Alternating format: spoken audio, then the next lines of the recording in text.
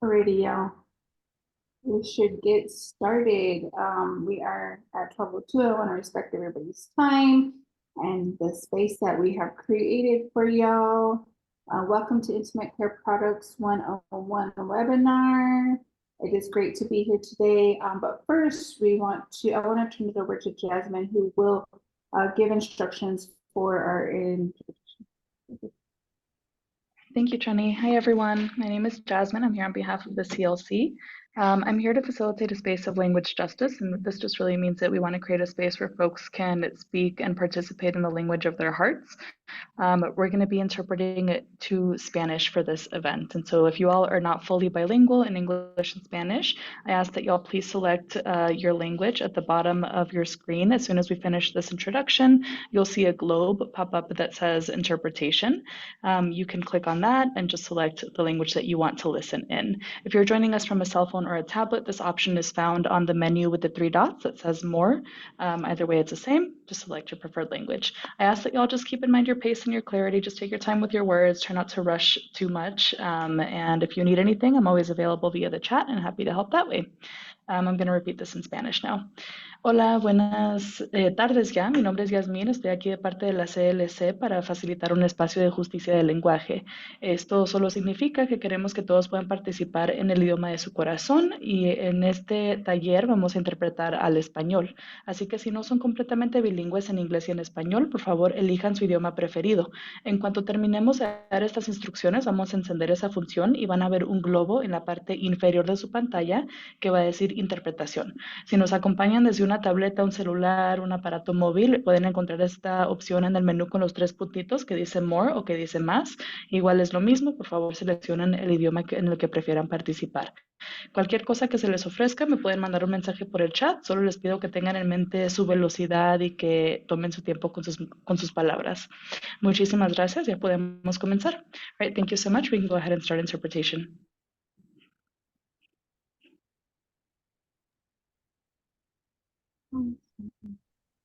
Make sure you go to the globe and click your language. Everybody. All right, let's get started. Again, welcome to the Intimate Care Products 101 webinar. It's a beautiful day. I hope y'all are doing good. First, I would like to start out with a land acknowledgement. So if you are familiar with land acknowledgements, I encourage you to, and maybe y'all can introduce yourselves in the chat and put what land you are on and where you're from. So land acknowledgement, we at Weave would like to formally recognize that the land that we operate on was unjustly taken from Indigenous tribal nations we refer to today as the Nuchu, Ute, Shoshone, Apache, Cheyenne, and Arapaho, along with various other tribes who utilize this land in conjunction with each other. So awesome. Liz has put in the chat where you can find what whose native land y'all occupy if y'all are interested in that. But I would implore you to look it up and introduce yourselves and tell us where you are coming from. I am Trenny Birch. My pronouns are she, her. You want to click over to the next slide. Awesome. And I just flew in there. I am the organizing and network manager for Women's Voices for the Earth, and I am really excited to be here with y'all today. Next, we have. Hi, I just flew in as well. I'm Alexandra Scranton. I'm the Director of Science and Research here at Women's Voices for the Earth, and just really great to see folks here who are, some of you have been part of Weave for a long time. Welcome back to those of you who joined us at Period Products 101 in February. And then welcome to those of you who may be brand new to our organization today. Just want to tell you a little bit about Women's Voices for the Earth. We've been around for about 30 years now. We also go by Weave, W-V-E. Our mission is to drive action towards a future free from the impacts of toxic chemicals, rooted in gender justice and alongside those historically and presently ignored by the environmental health movement. We do this by leveraging an intersectional solidarity approach based on our expertise in research, advocacy, and organizing. And what this means is we basically work to eliminate toxic chemicals that affect our health that are found in household products like the intimate care products we'll be talking about today. And our staff doesn't do this alone. In fact, we need all of you to be part of this movement as well to make change happen, both because your voices are valid and really important, but it's also crucial to us to ensure that your perspectives and lived experiences both guide and inform our work. So whether it's educational opportunities like this webinar, or using your voice to advocate for either legislation or for a corporate campaign, we'll get to that a little bit later, changing what companies do, it's very much a team effort. So we really appreciate everyone for being here. Like I said, I'm Alexandra Scranton. My pronouns are she, her. I'm the Director of Science and Research, which means I sort of keep us up to date on the science of chemicals and products and lead our research efforts and science reports. Awesome. Thanks, Alex. Alex does some amazing work for Weave. I also want to acknowledge before we get grounded here, the folks behind the scene, the Weave staff behind the scene. You'll see in the chat, Elizabeth, who is going to be putting some amazing information into the chat for y'all and giving you some instructions. And then we have Deborah, who is maintaining all of it in the background and changing the slides. So I just want to acknowledge our team, and hopefully we will be moving like a well-oiled machine today. And as we get started, let's go ahead and do some grounding. I think for us, it's super important to ground, especially when we're getting into this work, especially when we're getting into talking about intimate care, vaginal health, you know, some good conversation that we don't, you know, usually talk about every day on a normal basis. So I always like to ground and get us into the space. And yeah, let's go ahead and do that now. So it's called 333. We're gonna first identify 3 objects.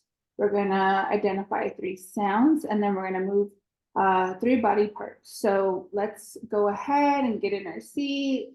Maybe stretch out a little. Oh, that feels good. Stretch out your neck. And then identify 3 objects that you can see in your office, in your room, while you're laying in bed. And then identify 3 sounds other than my voice. And then move 3 body parts. So I'll just move my arms and my head. That feels really good, being able to move. Awesome. I hope y'all feel a little more grounded into this space. Our course objectives today of this workshop are to create a welcoming, inclusive, accessible space for community to learn and engage in conversation around intimate care products, their ingredients, and chemicals they may contain. We do want to encourage you to ask questions or join in on the chat. Our goals for today is to create an inclusive space free of judgment and shame, to learn, to ask questions, to offer opportunities to take action. And I hope y'all do, and we can reach all of our goals today. Next slide, please. Awesome. Community agreements for this space. I think it's always good to come into spaces and have these agreements. So for us, it would be present, listen with an open mind. There's going to be a lot of great information here for you today that I feel is a lot. So we do offer, we have our website that you can always go back to and refer to. Lean into discomfort. I know these are not conversations we often have every day. Maybe some of us do. But yeah, lean into that discomfort. Figure out where it's coming from. These are great, amazing conversations to have. Take space, make space, respect, inclusivity. Together we know a lot. I love that one. And uphold what's confidential. So thank y'all for being here. Next slide. All right. An important note, and I love to start out with this information. is that Weave is not here, is not in the shame game. We are not here to shame anyone. Our goal is to offer you all the information we have so you can make the best decisions for your body and life. I think, especially when Alex and I do presentations, I think there is, a chance for folks to feel some sort of shame. And that is not why we are here. We are here to just give you some amazing, useful information so that you can make decisions for your body, for your life, for what's best for you. That is really why we are here. We want you to take this information and share it with the world and be able to make beautiful, informed decisions. So that is why we wanted to do these one-on-one webinars and why we are here for y'all. So thank you. Alrighty, we're gonna get started here. There's gonna be a lot of really amazing information, but let's first check in. If y'all will go into the chat and answer these. Why do you think people use intimate care products? Or why do you use intimate care products? So if you will please go into the chat and put your answers there. I am encouraging y'all to take a healthy risk today and answer these questions. We're gonna have many questions for y'all today to join into, but I would love to hear what y'all think about these and why do people use intimate care products and why do you as yourself use any intimate care products if you do or don't? Why don't you? I think that's a great question too. I think for me, I think because I hear a lot of folks saying, well, my mom did, my grandmother did. This is just what I was taught. It keeps us clean.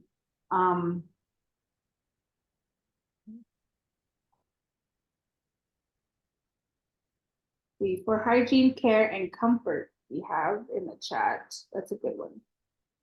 The convenience they provide. Mhm.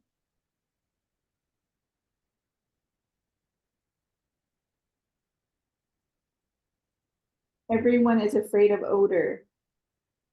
We'll be talking about this. It's great.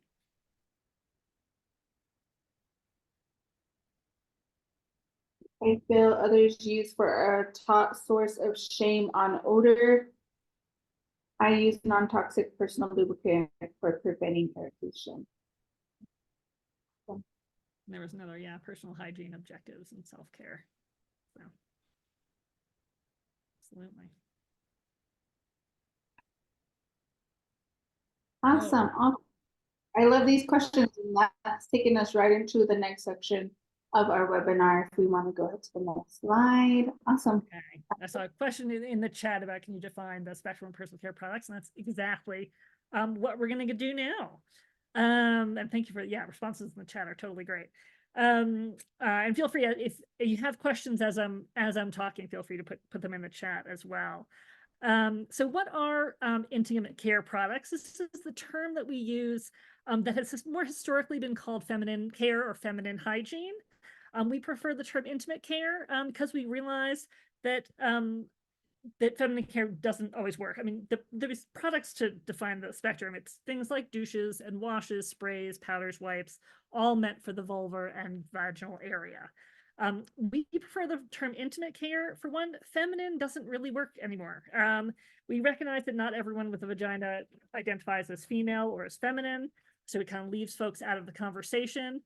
Secondly, hygiene is also a problematic word. It kind of implies that this part of your body is inherently dirty. And that's very intentional on the part of the marketing of these products often. Getting people to believe that they're dirty is very motivating towards sales of a product that will then make you clean and kind of fix the problem. So talking about some of the history, douching solutions, they've been around kind of forever. There's even reported use in ancient Greece and Rome of douches, partly for medicinal reasons, kind of treating symptoms, partly intended as an attempt at birth control, probably associated with kind of cleaning before and after sex. In the 1800s in the US, douches were really very intentionally marketed as birth control. And then in the 1900s, Lysol was a big part of the American market. It was actually the #1 douche in America. You may be thinking that it was kind of the Lysol company made a douche, but no, it was actually the very same product. It's the product that would use to disinfect your bathroom. They thought was a great idea to also disinfect your vagina. It was marketed as being, helpful to marital happiness. And was helpful in preventing pregnancy, probably because it was so toxic. This was a terrible idea. Please do not use Lysol as a douche or as a form of birth control. It did eventually fall out of fashion, but we really don't know how many people were sort of harmed in the process of this marketing. Products moved on from, can we go back one? Back one slide. There we go. Oops. There we go. Okay, still on this slide. Products moved on from douche to include vaginal washes, which were meant to be used externally, although we know people use them internally as well. It's kind of like body wash, particularly for your private parts. Deodorant sprays came on the market to spray away your feminine odor. Intimate wipes have really taken off in recent years. There's on the slide here is Summer's Eve date night wipes because they want you to believe you can't have a successful date without cleaning yourself with these wipes first. The marketing of these products is often telling you that your vagina in its natural state is a problem, that if you neglect it, you're kind of a terrible person for doing this, but that these products are in fact the solution to that, and they're here to kind of save you from yourself. So I'm here to tell you that that is not true. Your body and you are perfect as you are, and you smell terrific. And while it's difficult to undo some decades of marketing and cultural norms, we will do our best to move that idea forward. Okay, now we'll get the next slide, please. Okay. So getting into some of the reasons people use intimate care products, and so appreciate all the responses in the chat on this question. It is still a huge market in the US and elsewhere around the world. The use of intimate care products really varies culturally around the world. So while the vagina is self-cleaning and everyone's bodies are in fact beautiful, there are still some really valid reasons why people choose to use these products. One, I mean, historically, it was kind of douche as birth control. Again, there are much more effective methods of birth control, no longer recommended. And of course, this goes back to the Lysol age. Fear is a major driver of use of these products, whether it's fear of vaginal or menstrual odor. And this is exactly the kind of fear that marketers will prey on to sell their products.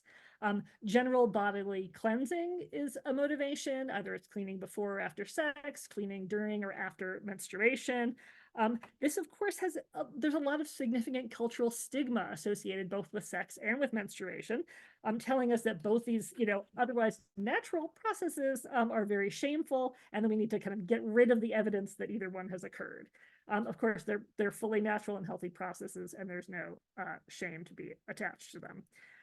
Like Trenny was saying, because I was told to is a major reason why a lot of people use these products. It's, my mom, my aunt, my sister told me when I was young, this is what you do to take care of yourself. And those voices in our heads are very, very powerful and motivating. The last reason that I want to talk about is this issue of self-treating vaginal symptoms. Vaginal symptoms like itching, rashes, redness are actually extraordinarily common among people with vaginas, experienced by loads of folks. Some people don't want to admit these conditions. Some people are uncomfortable even discussing them with their healthcare providers. So they turn to over-the-counter products like washes and wipes and douches in hopes of kind of cleaning the problem away. Unfortunately, and we'll sort of discuss some of the biology around this, it can lead to this downward spiral of health where the intimate care products are used, but then they might actually make the symptoms worse, which then leads to more use and kind of more vigorous cleaning, leading to worse symptoms, and it keeps going down the line until you really have a significant health problem. Okay, next slide. Real quick, Alex, before we get into part, I do want to let folks know that they can ask questions at any time in the chat. Is there any questions on those those other two slides that Alex went over? Because I know this is a lot of information to take in. Is there any other questions? If not, we can move ahead, but feel free to put them in the chat. Thank you. Absolutely. And thank you, Shani. Yes, I will keep talking. So, okay. So I want to talk a little bit about how unique this part of our body is and how this is a really unique route of chemical exposure.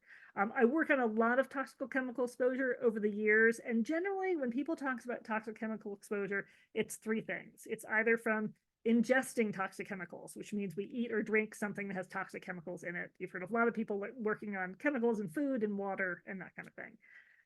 Inhalation is another major route of chemical exposure. Breathing in something that's polluting the air or from like a product, a spray product or something like that. The third is absorption through your outer skin. And you might think about chemicals you absorb when you put lotion on your body, for example. But today we're talking about vulvar and vaginal exposure, this absorption through this part of our body, which is really different from absorption on anywhere else on your body. And it really has different implications for our health. So for one, this part of your body is covered in mucous membranes. It's not dry skin. This really makes for different kinds of absorption chemical-wise. There are multiple blood vessels in this part of your body, which means there's direct access to the circulatory system. Chemicals can get in and circulate around your body really, really effectively. It's highly absorptive tissue, some of the most absorptive tissue on the body. We know this because vaginally applied drugs, for example, usually, for example, in sort of vaginal suppository form, these drugs get this application gets drugs into your body so quickly and effectively at a much less dose than taking a pill, for example, because you don't lose anything to the digestive system. It's just a direct route into your body. What's also really unique about vulvar and vaginal exposure, different from anywhere else on the body, is that there's this potential for direct transfer to the uterus, particularly for hormones. This is some kind of basic biology that we really don't understand very well because it's so rarely researched. We do know this from research that's done on contraceptives. So if you have, for example, a vaginal ring contraceptive, the dose of estrogen or progesterone coming from that ring is way, way lower than the dose you would get from taking a pill, a sort of contraceptive. And the reason is that the hormones in the ring will literally go directly to your uterus, which is where they need to go to prevent pregnancy, rather than when you take it as a pill, it means estrogen and progesterone are, going all around your body, potentially having other side effects, eventually getting into your uterus where it can prevent pregnancy. So we know it works this way with hormones. We don't know what other chemicals it also works this way with, what other chemicals are directly going to our uterus affecting our reproductive system. But that is definitely a concern for the chemicals in hair products that have this route of exposure. And then the last thing I'm going to talk about, I've got another slide on this, is this unique microbiome. Now, a microbiome is the careful balance of bacteria, healthy bacteria in the vagina and on the vulva. This is a wholly different makeup of bacteria than anywhere else on your body. It's different than your gut, it's different than your mouth, it's different than your outer skin. It's totally, totally unique and specific to this part of your body. Oh, okay. There was a question in the chat on how do hormones and other chemicals stay confined to the uterus and not lead to systemic exposure? We don't really understand this. It's a really good question. They've done these studies where they look at the level of hormones when you take sort of contraceptive pill, for example, and they'll look at levels of estrogen in your blood and in your serum, and they're really, they can be quite high after you take the pill. When you have the vaginal ring, they do the same measures in your blood and in your serum, and the levels are incredibly low. But if they take samples from the uterus, it's really high. So we don't actually understand how that works or why that's that works, but it's a totally good question. It's research, that basic research that we do really need. Okay, let's go to the next slide. Okay, so I want to talk a little bit more about the vaginal microbiome and how it's important, because we don't talk about it enough. It's probably not even a term you necessarily have heard about. Lactobacillus, this is kind of the rock. It is absolutely the key to vaginal health. Lactobacillus is a kind of healthy bacteria, and they're really the vagina's best defense. There can be a diversity of different bacteria in the vagina naturally. Everybody's kind of got a different microbiome depending on what you're exposed to. But if you can keep lactobacillus as the dominant bacteria, so it's mostly lactobacillus and a little bit of everything else, that is the most resilient and healthy vaginal microbiome that you can have. The thing about lactobacillus is that it secretes lactic acid. So lactic acid keeps the pH low, keeps everything real acidic. When everything's real acidic and the pH is low, that then prevents overgrowth of unhealthy bacteria that may be there. It helps prevent the overgrowth of yeast, which can cause yeast infections. And so that keeps you healthy in that way.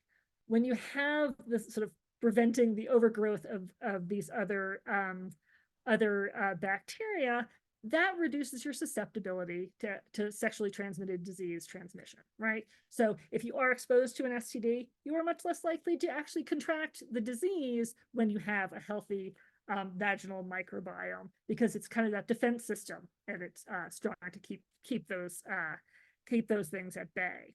And then lastly, we know that if your microbiome is disrupted, that means that the lactobacillus has kind of died off. There's less lactobacillus, there's more of the bad bacteria growing, there's more yeast. This is a condition we call vaginal dysbiosis, which just means disrupted.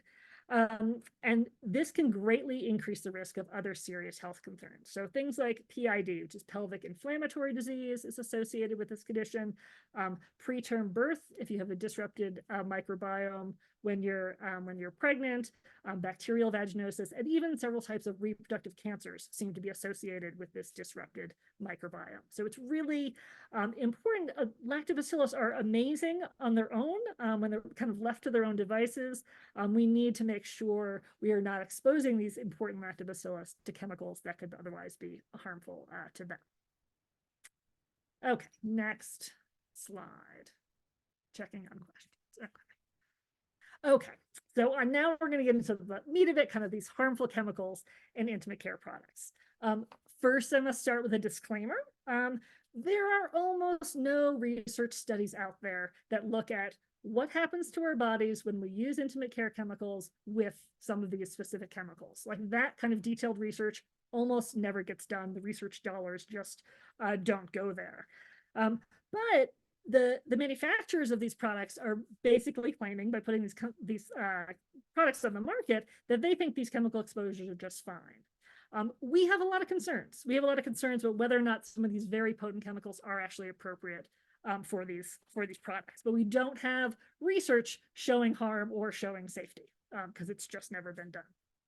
So when we looked at these ingredients in these products for the first time, this was back in 2013 when we wrote our Chem Fatale report, I was really alarmed at some of the things I was seeing.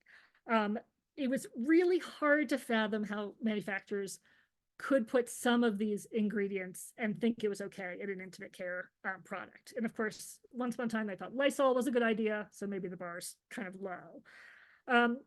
Some of these chemicals are very harsh chemicals, just seemingly not appropriate for such a sensitive part of your body with such sensitive protective bacteria. It really felt, when I was looking at these products, that the manufacturers were coming with this approach of, this is a very dirty part of the body and we just have to kind of blast it clean, which is a really problematic approach to developing an intimate care product. A major concern we had when we were looking at the ingredients was the use of harsh preservatives. Now, preservatives are really important. If you have, for example, a bottle of Intimate Wash, this is a liquid product. If it doesn't have preservatives in it, in short time, it's going to grow bacteria just sitting there on your shelf or in your shower, right? If you have a package of wipes, which are kind of moist tissues in a plastic packet, that thing's going to go mold in no time unless you've got preservatives in there to stop that. So preservatives are important for shelf life. They're important for sort of products to keep them from kind of getting gross, which can also have other implications. Preservatives, however, their job is to kill bacteria. So that includes potentially the healthy bacteria in your vagina. So these preservatives have the potential to mess up that delicate balance, cause yeast to grow out of control, leading to yeast infections and things like that. There are no regulatory rules or standards on this, which may sound kind of amazing. There are no set standards that say this is what you can use to make sure that mold doesn't grow in the package, but it's safe for the vaginal microbiome. Companies are just kind of making it up on the fly, and sometimes it seems like they haven't really thought about it at all. And some of these preservatives on this list on this slide also pack an additional punch to your health, which we think is inappropriate. So I'll start with parabens. Parabens are preservatives that are used in a lot of cosmetics. We found them in intimate care products. Some of those are coming out, which is great. We hope to see more of that. But paraben exposure is linked to reproductive harm. Just not a good idea to have in a product that potentially is going straight to your uterus and is just so linked to your reproductive system. MI and MCI, these are isothiazolazone preservatives. They're major genital allergens. So they cause allergic reactions in the genital area. They shouldn't be in a product that is then exposed to the genital area. You don't want rashes and allergic reactions in this part of your body. Benzethonium chloride and didecyl dimonium chloride. These kind of stem, I think, from the Lysol days. These are actually quats. They're very potent disinfectants. They're really strong skin irritants. So again, you don't want them ripping up the skin in this part of the body. We don't think it's appropriate for them to be in products. I'll talk a little bit about formaldehyde releasers. Formaldehyde releasers, and I won't go through the difficult chemical names of these. Formaldehyde releasers, they work as preservatives by releasing small amounts of formaldehyde. Now, formaldehyde's really toxic. It really kills bacteria well. It also causes cancer.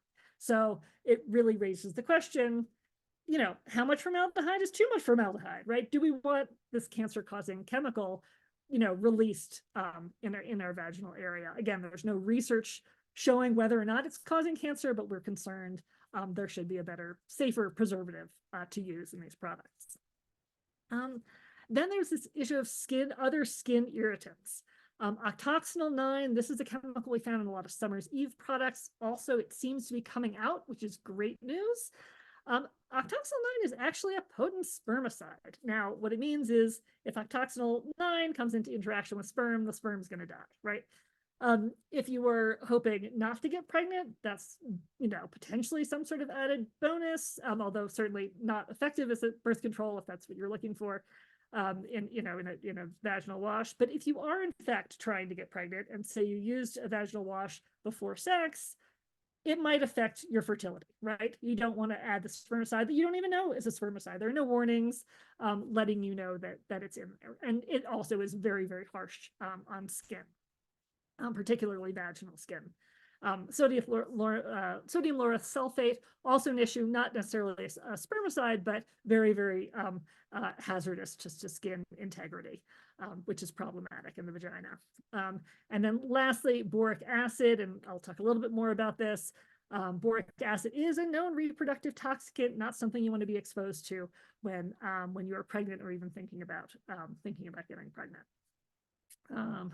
Just checking the questions. Okay, we can get into vaginal microbiome. Supplements. Oh my goodness. Yeah, these are such good questions asking about what are ways to improve or maintain the vaginal microbiome.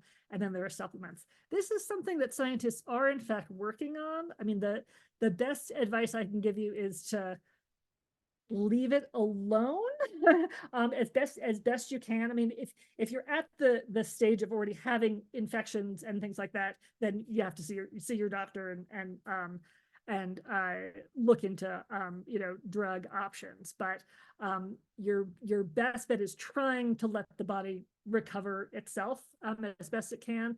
There has been some research into supplements, of probiotic supplements, trying to get the right bacteria to reestablish itself.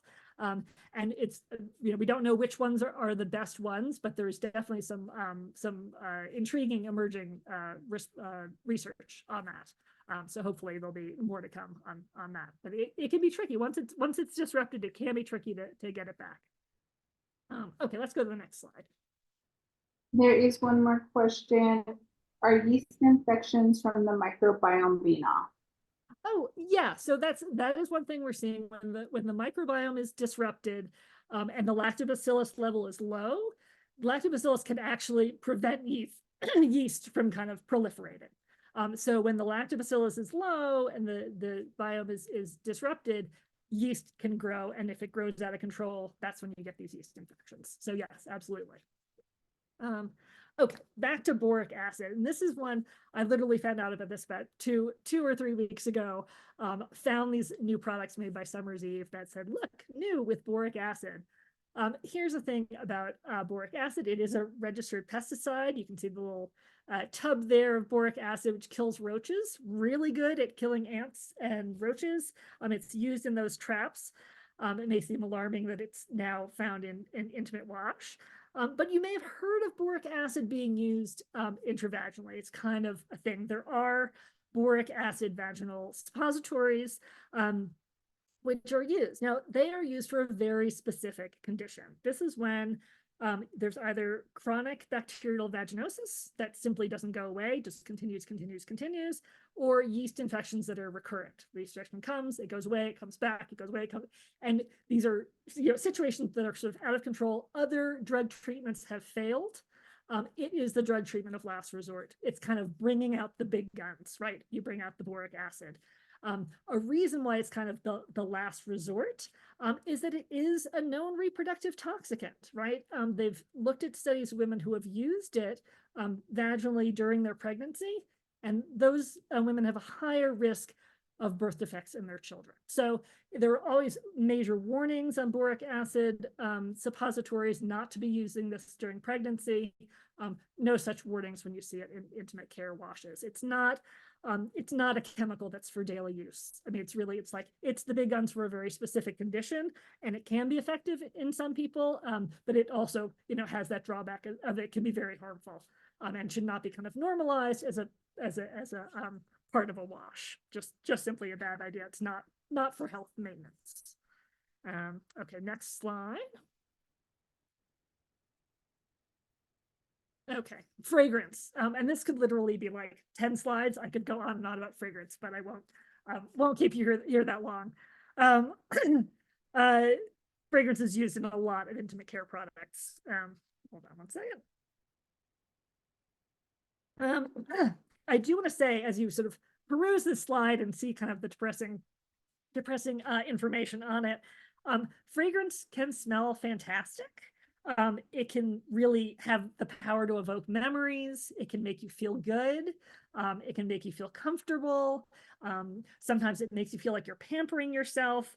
It can make you happy. Some people really love fragrance, and then other people really don't love fragrance. They really can't stand it. There is no shaming around fragrance preferences, given there's like a problem with fragrance, but there's nothing wrong with loving fragrance. The reasons we do and don't like fragrance are really kind of complex and deep. And the fragrance industry has really done a ton of work to create these amazing fragrance experiences that keep us coming back. Unfortunately, what they haven't done on the back end is to make sure that these lovely fragrance experiences are also healthy for our bodies. They've really kind of let us down, pretty much focusing on what something smells like and a lot less focus on whether or not these chemicals are harmful. Now, fragrance is what you'll see on the label, just that word fragrance. It's not just one thing. It can be made up of, 10 to 100 different chemicals. Most of the time, those ingredients are secret. You just see the word fragrance, so you don't know what's really in there. But unfortunately, there are some very dangerous chemicals that can be included in fragrance. So there are chemicals that cause cancer. Things like styrene, methyl eugenol, pyridine, BHA. You don't know that they're in there. I would rather have fragrance without cancer. Thank you. There are reproductive toxins like phthalates and lilial and nonylphenol. These are chemicals you don't want to be exposed to if you're either pregnant or even thinking about getting pregnant, that kind of pre-pregnant period. Again, they're really hard to avoid. There are neurotoxins like xylenes and phenol. If you've ever gotten a headache from a really serious fragrance, that is neurotoxicants working on your brain. And then there's skin allergens, things like linalool, hexostenamol, geraniol. These are chemicals often naturally occurring in fragrance, but they are allergies. They can cause allergic reactions, and some people are allergic to them, some aren't, but they're really hard to avoid. And since they're all undisclosed, it's not always possible to avoid these harmful ingredients without avoiding fragrance altogether, which for people who love fragrance is a really unfair choice. Okay, I think that might be my last sciencey slide. Let's see what's next. I think a couple questions, Alex, that I do want to ask. What about washing clothes, underwear with borax? Any residue left behind? That's a good question. I haven't seen any studies as to whether or not there's anything left behind. Borax is a slightly different chemical, but certainly highly related to boric acid and very similar. We used to actually have a homemade laundry detergent recipe that included borax, and we did change it and remove the borax because of our concern. If you're handling the laundry detergent, there is potential exposure, which you don't want. Again, no studies talking about whether or not it ends up in your clothing and whether or not there's exposure, but there can be exposure when you're actually handling the laundry detergent itself. So one to avoid. Yeah. And then will we have the slides that can be used on social media? We will, go ahead, Alex. I was gonna say the video of this webinar will be made available. And I'm sure we'll be able to turn some of this into social media stuff, but that's great. I'm happy to see that. We would love people to share this information. Yes, it's very useful information. I think mine, and I'm sure my team is tired of me saying or asking or like being mind blown by this, but who knew that fragrance and flavor were the same thing? So flavor is in our food and we ingest it, and just like fragrance is the same thing. And that's what's put on like sodas or candies or food. It's just flavor. Like there's no need to explain it. Every time I think about that or talk about it or see fragrance, that always comes up and it just blows my mind every time. So that is always interesting for me. We do have a discussion question now. Why do you think fragrance is included in intimate care products? So why do you think fragrance is included in these products? And go ahead and type your answers into the chat. I think it's, for me, like, I think it's, why do I think, to make us feel better, to make us feel good about using it. Like, oh, it smells good, it must be safe. Or it smells good, oh, I'm gonna smell good. Like, that's what I think about when I think about, fragrance and intimate care products. To make people think it's masking unpleasant odors. Patriarchal norms have created so much stigma around natural bodily functions, including odor. Very true. Very true. I love this one because the men who develop them are trying to send a message to women that they smell bad. I mean, it is a way to sell products for sure. If you're convinced that you smell bad, you're going to buy something that will not make you smell bad, and fragrance is the most obvious way to get that. Yeah. Right. It's scary for sure. What gets me every time is the Lysol ad. I mean, these were actual things that were ads that are targeted toward people with vaginas. Like, that's just crazy to me. And then scent is as strong as primal scent for brain. Yeah. Fragrance, like I said, fragrance has really major impacts, and that's, suddenly you feel clean if you're smelling this product. Yeah. Yes, I love all of these. Thank Yeah, y'all for engaging. Alrighty, let's move on. We're gonna get into some fun problematic marketing. These always, I'm like, yeah. So here we have an ad that was probably what, 80s, 70s, 80s, 90s maybe. Feminine odor is everyone's problem, and Norforms is the answer. So this is a real ad.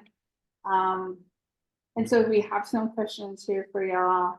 What is the ad for? What does the advertiser want you to think or feel after viewing this ad? How is the ad trying to get your attention? What societal messages or norms is the ad promoting? And we can talk about this. Feel free to pop your answers into the chat. Alex and I went and did a presentation at Collective Power a few weeks ago, and we had young folks in our session, and they were really just astonished by some of these ads that we took with us for them to see. And it was really great to hear young folks, talk about this and what they've seen, what they felt when it came to this type of thing. Yeah, I love some of the language in the ads. Like, if you're like most women, you sometimes worry about feminine odor. Just telling you, like, this is what you should be worried about, right? Just make sure, because you want to be like most women, really just reinforcing that idea that odor is a problem. It's not, not just your problem, but it's this guy's problem, when you're in front of the fireplace, right? Problem, it says. So we have having customers think their intimate areas require fragrance to smell clean, just like laundry needing to smell clean. It's really interesting and important comment in the chat about kind of racism and legacy of racism and enslavement. This is absolutely true. There is racial odor discrimination historically. So probably not an accident that the folks in the ad are Black. That is, sort of a targeting issue, and certainly a reason why people are using intimate care products, because they're thinking that there is this additional odor discrimination that they're trying to avoid as well, that gets internalized. So really, really very good point. And just,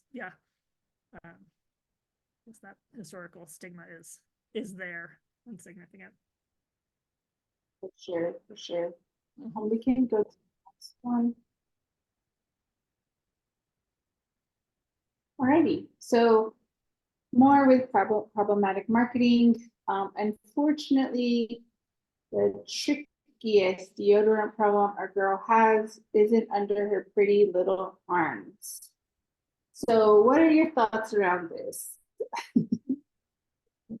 This is,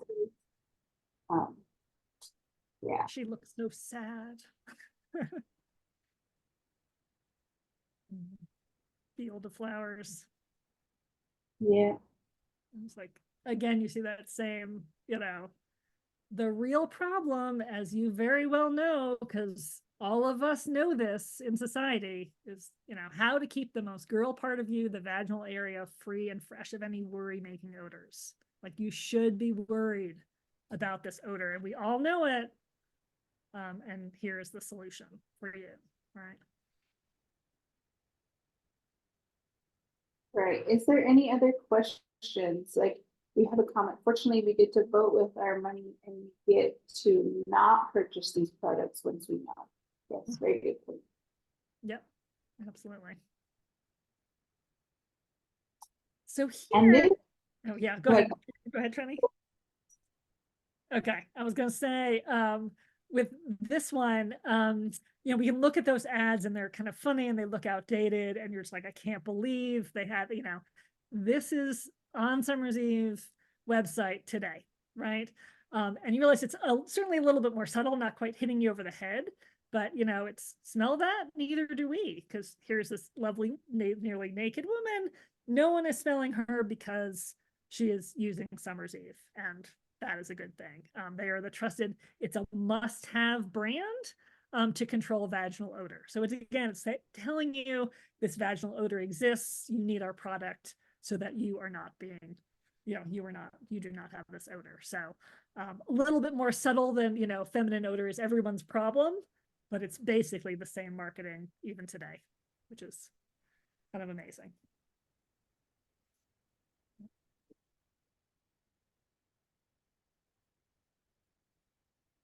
Okay, so these are some of our recommendations that we have for intimate care products users. Things to think about when you're using these products. We certainly strongly encourage people to read the ingredient listings and looking at the websites. Looking for some of these particularly problematic problems like preservatives, parabens, octoxinol 9, boric acid. Look for fragrance-free products where they're available, unless you can find a product that's actually disclosing what their fragrances are. Investigate your use of intimate care products, really kind of rethink how you use them. Why are you using them? Do you notice a change in your health if you don't use them? Or if you switch brands, what are they doing for you? It's really a chance to sort of get in tune with your body and figure out what these products are or are not doing for you. And then lastly, we really strongly encourage people asking hard questions of manufacturers. If you don't know what's in their product, if you don't know why these chemicals are in there, call the 1-800 number, send them emails, ask them how they know this product is safe. They really need to hear from people. And it works. It really works to change products when they hear that folks are interested in what their ingredients are and are asking hard questions about why they're in there. We've certainly seen that happen. We've asked a lot of questions. We've had to encourage a lot of people to ask questions, and we have seen some of these chemicals come out of products when questions get asked.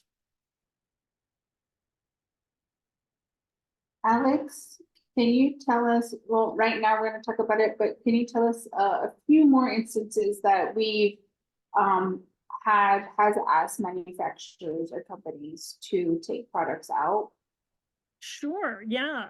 When we started this campaign, we had what we called our Hall of Shame on our website, where we looked at a whole bunch of ingredients, a whole bunch of intimate care products and what their ingredients were, kind of highlighting them in red, like these are the ones that we think are really problematic. That was in 2013. In 10 years later, 2023, we went back, looked again. A lot of those chemicals were gone, the ones that we had highlighted and that we'd asked people to ask about, which was really exciting to see. Some of them still exist, some of them are moved into new products, etc. So it's not, the work is not done, but that was there. Another one that we worked on for a while was vaginal washes. They used to be all different colors. They had all these colorants and dyes in there. What we realized is that some of these dyes were known as colorants and not to be used in products that contact mucous membranes. So that's usually for things like toothpaste and things that you in your mouth. We're like, well, maybe that doesn't seem appropriate, right? Because obviously they're contacting mucous membranes if it's a vaginal wash. In about 3 years after we sort of like highlighted this issue and had people calling companies, almost every vaginal wash that you will see on the market today will prominently say dye-free. And that, they realized it was like, it's very easy to take dye out of a product without changing anything else. And you can have, an opaque packaging. Like, I think people, they had dyes because they're like, oh, I like the red one, or I like the yellow one, or I like the blue one. You can have a red package or a yellow package or a blue package and achieve the same marketing effect. But that was very exciting to see those dyes come out and to see companies being very proudly, we are now dye free. So, all right. So we'll get into the action of the day. And this comes from the products I was talking before about, the Summer's Eve washes and wipes as well that contain boric acid. We don't think this is right. We think the company really needs to hear from all of you. There is the QR code here. We've got the link there as well, and we'll send it to you also in the email. If you go to this link, it'll take you to a page where you can just one click send an email to the CEO of the makers of Summer's Eve and tell them that this is not right and they need to be more careful about the ingredients they use in their products. So hopefully you will join us and share this action with other folks too, because it does work. The folks at Summer's Eve, we have contacted them a number of times over the years before, and They usually don't call us back, but they do actually change their products. So so that's good. So your voices are really important on this one as well.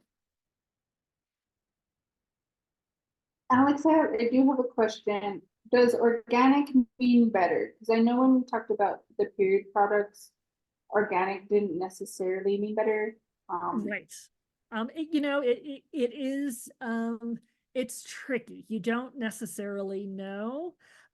Sometimes it's, you know, made with organic ingredients, so you can have some organic ingredients and then still have really harsh preservatives. So it's a little bit difficult. You still need to be really careful about reading the ingredients on the label. And also with the companies that are particularly branded as organic, the best thing to do is to contact the company. You know, a really responsible company that's using organic because they think that's, you know, sort of better for the planet and they're really doing the hard work towards that, will have good answers for you, right? They will tell you what, you know, what's organic and what's not, what's in the fragrance, etc. And if they're just using organic as kind of a marketing gimmick, they won't have good answers for you, and you know, their response will speak volumes. So Thank you for that. And we also want to acknowledge the accessibility factor around, you know, these products and products that have, you know, no fragrance or less, you know, ingredients. So we do want to acknowledge that and acknowledge, you know, again, we're not here to shame anybody for the products that they use. Awesome. We have a question. Is there a checklist of ingredients or questions to ask? Oh, that's a really good question. We should come up with a list of good good questions to ask. There is a list of ingredients that can be found on our website. It is a little bit older now, but it is on there. And then certainly the chemicals I've mentioned today are worthwhile checking for. Yeah, I do want to direct folks to our website, womensvoices.org. There is a lot of great information on there that does have like checklists, and it does have the reports and the what did you call them? The bad actors list? Yeah, sort of Hall of Shame. Yeah. Yeah. Yep. You can find that all of that information on our website. We want to go into the next slide, please.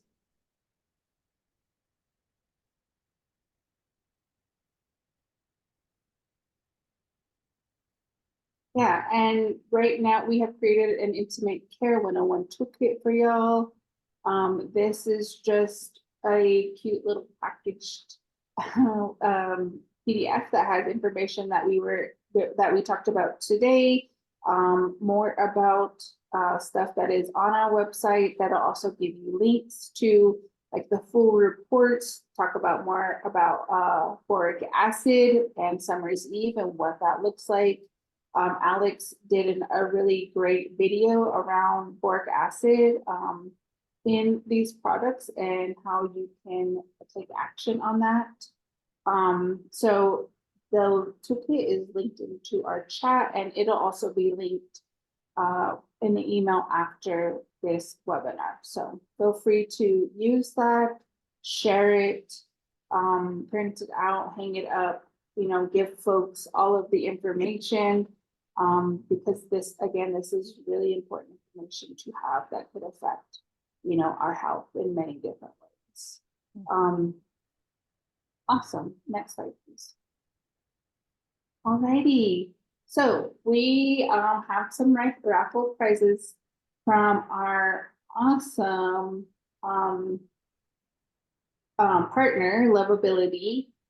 We have a Get Wet pack, which is a water slide and balm, sex essentials pack, which is Buttercup condoms, Hallelujah lubricant, and quickies. So in order for a chance to win these, you will fill out our evaluation form.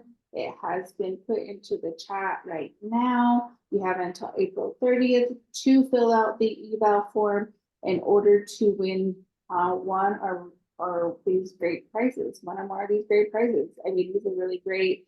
Thank you, Lovability, for this amazing donation. We appreciate you. Yeah, so the chance to win it is in the chat, and it'll also go out an email after this webinar. So if you don't have a chance to click on it now, you will have access to it after we leave. So thank I you. was gonna say that the webinar evaluation is really helpful information for us as we do these webinars. I know filling out webinar evaluation forms is not always that much fun, but hopefully more fun because you get to enter the raffle for filling it out. And just it takes a few minutes, just a couple short questions. Awesome. So right now up on the screen, we have our webinar QR code. If y'all want to go there now, scan it. So maybe you can fill it out later. Please do so. Please follow us on Facebook at Leading Voices or on Instagram at Women's Voices. Is there any more questions as we start to close this out? Do we have any more questions? I know that was a lot of information, a lot of great information, scary information. Please feel free to reach out to us at any point. Our email is on our website also, or on our social media accounts.